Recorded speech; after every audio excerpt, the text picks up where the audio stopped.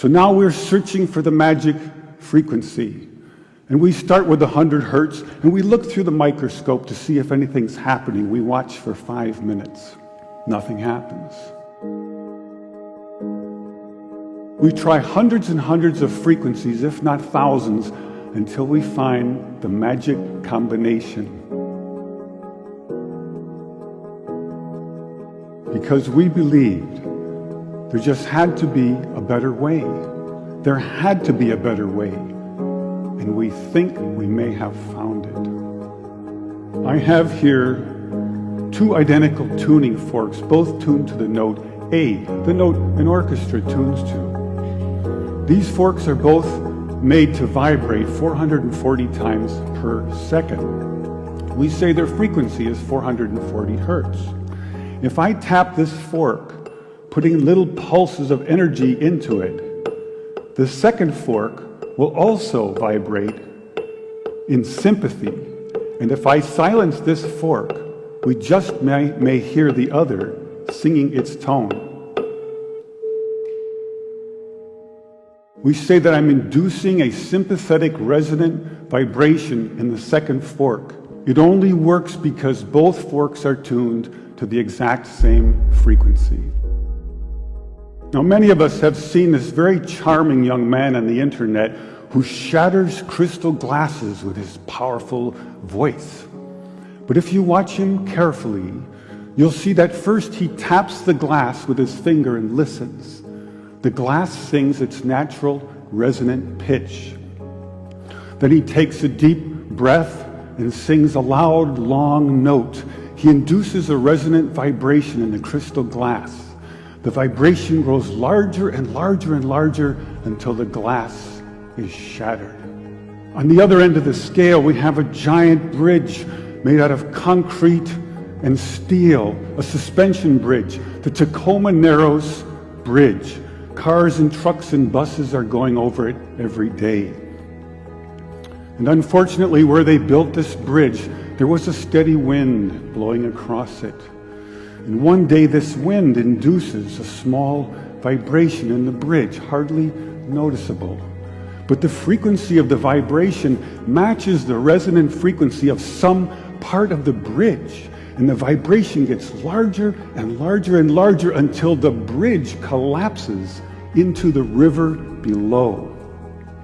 A destructive resonant frequency.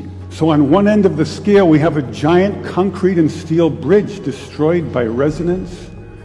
And on the other, we have a small crystal glass shattered.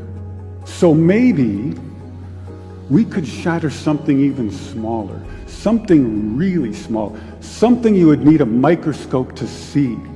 Maybe we could shatter a living microorganism. So maybe we could change a biological living liquid crystal with a special electronic signal. But in order to do that, we would need some kind of device. So we search the US patent database, and we find this invention by a physician, Dr. James Bear of Albuquerque, New Mexico. It's called a resonant frequency therapy device, and its purpose is to induce a resonant vibration in a living organism or cell. If I put in, say, 100 hertz, out will come 100 pulses per second. If I put in 200 hertz, we'll get 200 pulses. So now we're searching for the magic frequency. And we start with 100 hertz, and we look through the microscope to see if anything's happening. We watch for 5 minutes. Nothing happens. So we try 101 hertz. We look through the scope for 5 minutes, and nothing happens. So we try 102, 103, and so on. Over the course of 15 months, we try hundreds and hundreds of frequencies, if not thousands, until we find the magic combination. The answer is you have to have 2 input frequencies, one low, one high, and the higher frequency must be 11 times the lower. It's what we musicians would call the 11th harmonic. And when we add the 11th harmonic, we begin to shatter microorganisms like a crystal glass. These are the first videos taken. We showed these videos to our friends in the biology department. They said they hadn't seen anything quite like it. Seems to be a new phenomenon. These organisms are being shattered by our electronic signals. We now know that cancer is vulnerable between the frequencies of 100,000 hertz and 300,000 hertz. So now we attack leukemia cells.